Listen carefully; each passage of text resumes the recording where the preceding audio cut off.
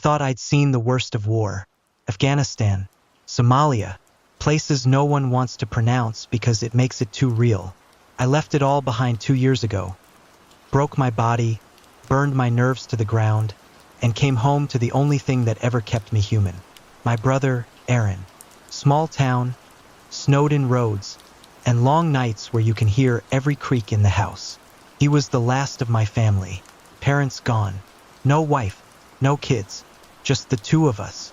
But something felt off the second I got back. He didn't come out to greet me. The porch light was off, and the front door unlocked.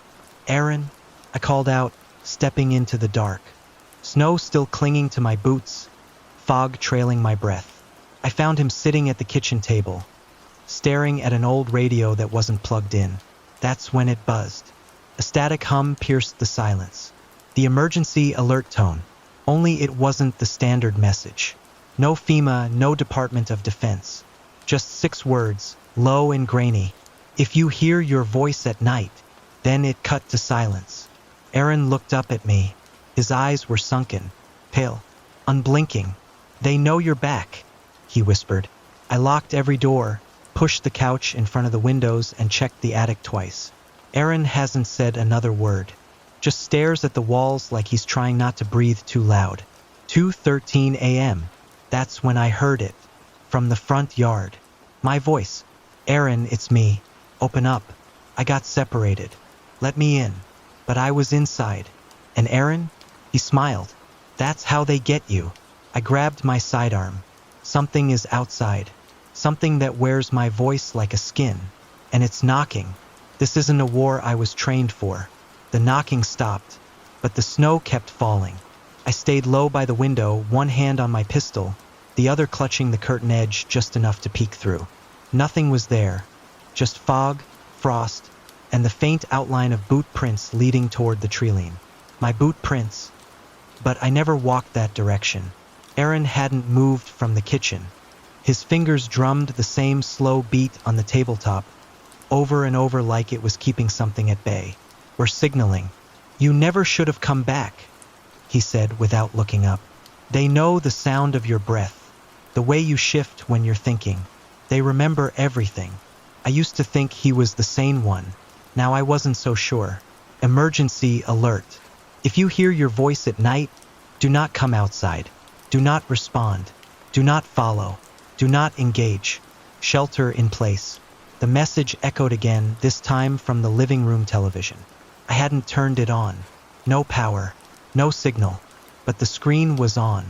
It showed me, standing outside the front door. Same coat. Same limp from my old injury.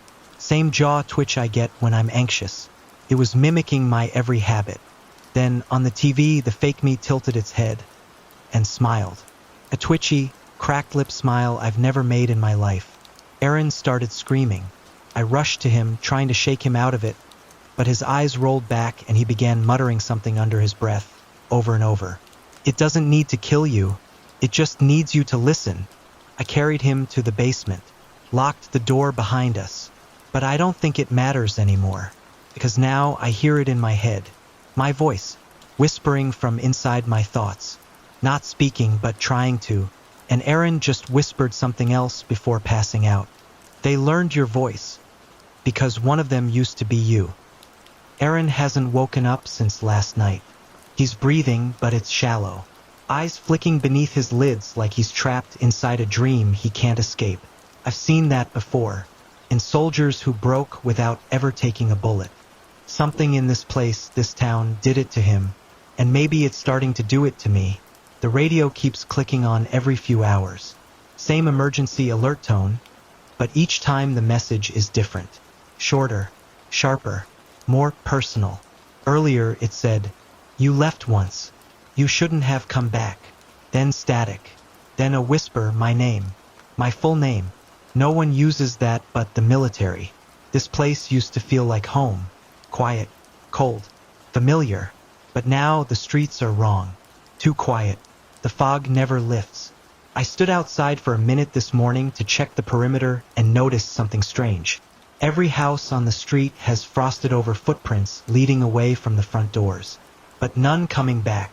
as if people walked out during the night and never returned. Even the church bell rang once just after dawn. No one has rung that bell in 10 years.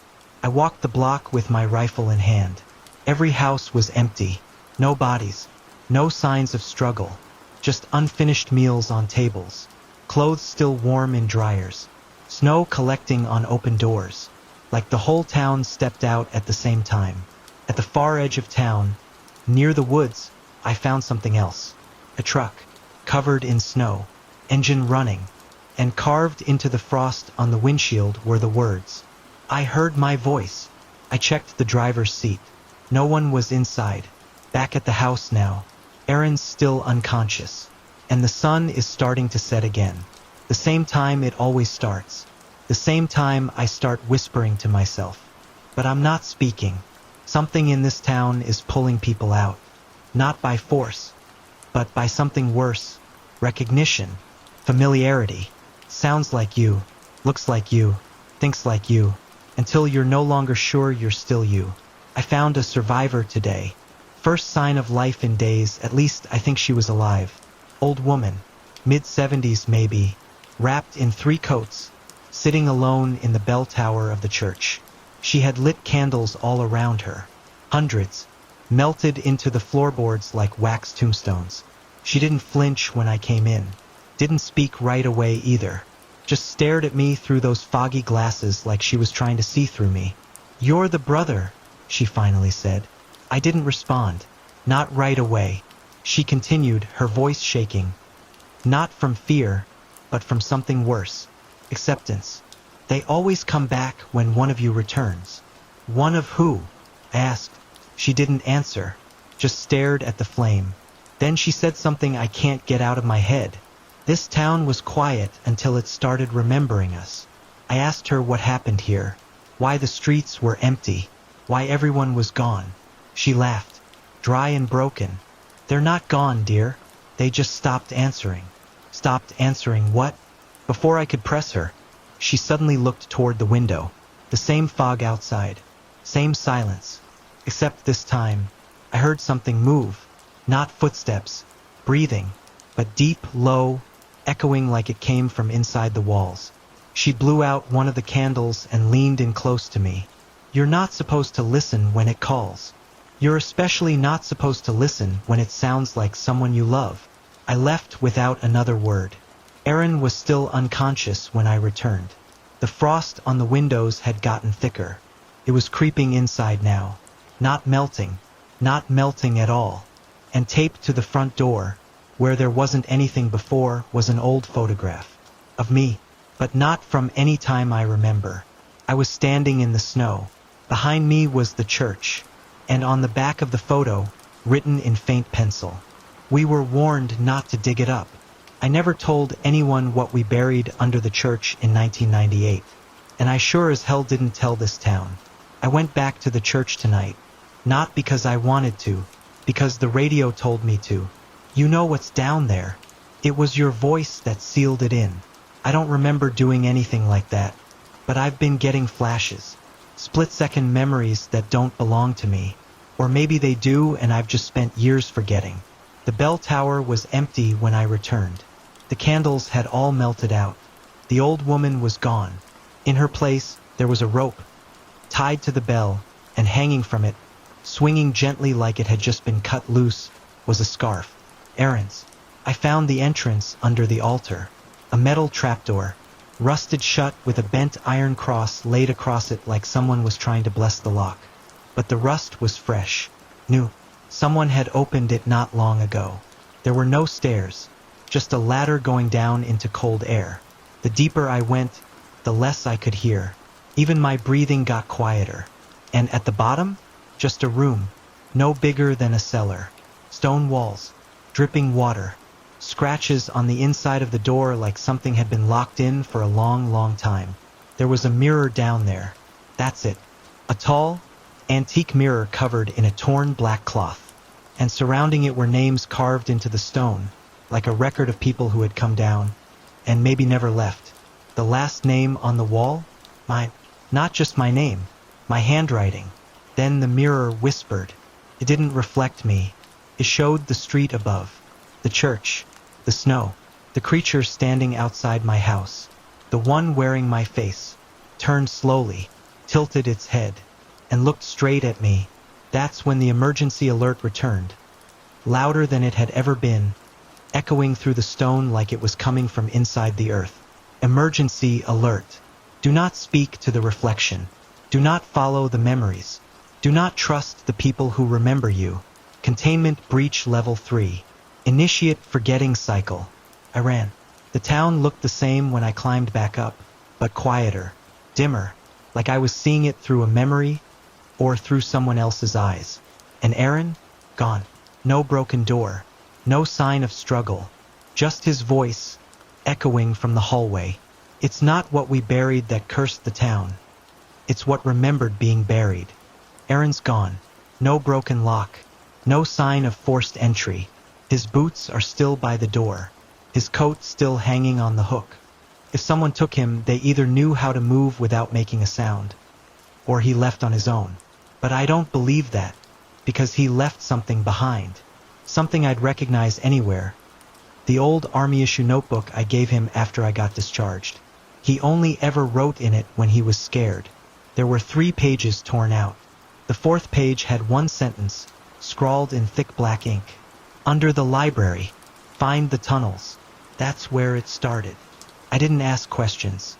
I just packed ammo, food, and a flashlight, and made my way through the snow into town.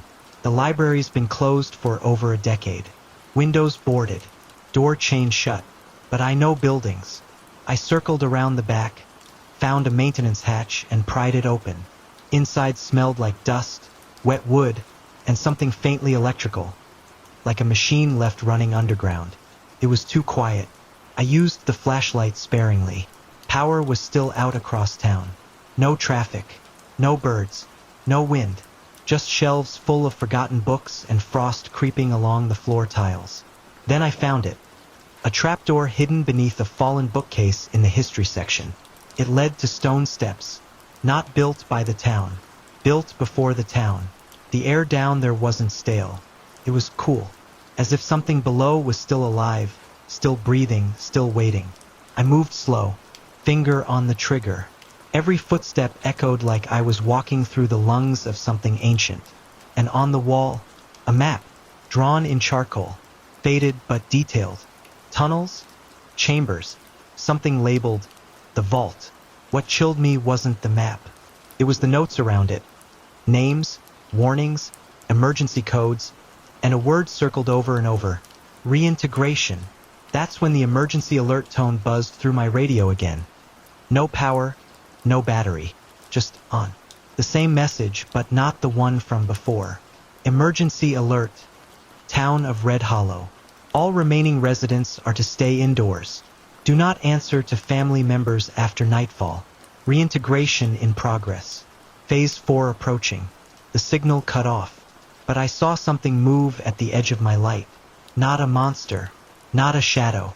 A man. He ran when I called out. Down into the deeper tunnels. I chased, maybe out of instinct, maybe out of desperation. He dropped something as he fled. A second notebook. Errands. Inside were floor plans.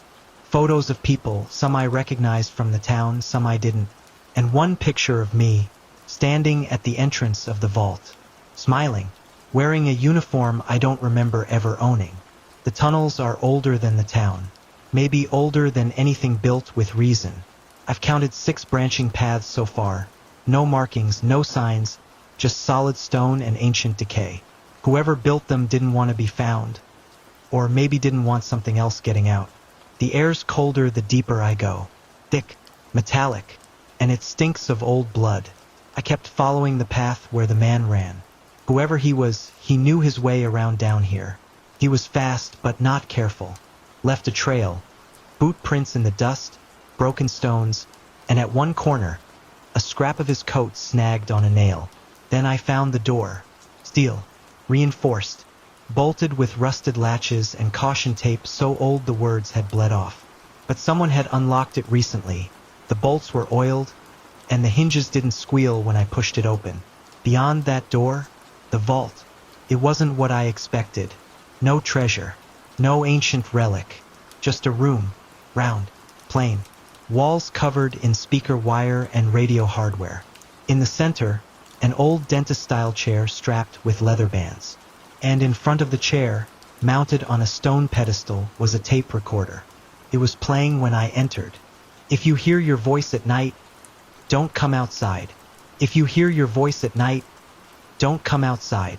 If you hear your voice, over and over. There were notebooks scattered around the room. Old logs, names, test results, scribbled symbols. Then I found one marked, Project Reintegration, Red Hollow Site. It wasn't written by Aaron. It was written by me. Same handwriting, same signature, same way I crossed the T on my last name. But I never wrote it.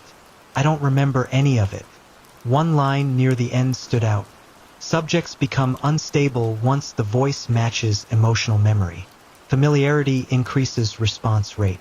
Reintegration succeeds when subject believes the voice belongs to someone they love. Another, Test 42A, Aaron. No longer responsive. Transfer initiated. They were testing this voice, this entity, using Aaron, using the town, using me. That's when I heard footsteps behind me. I turned, gun drawn. It was Aaron, or something wearing his face. He looked exactly the same, but his eyes were wrong. Not dead, not glowing, just too calm. Like a man who didn't have to pretend anymore. He didn't speak. He just played the tape again. If you hear your voice at night. Then he smiled.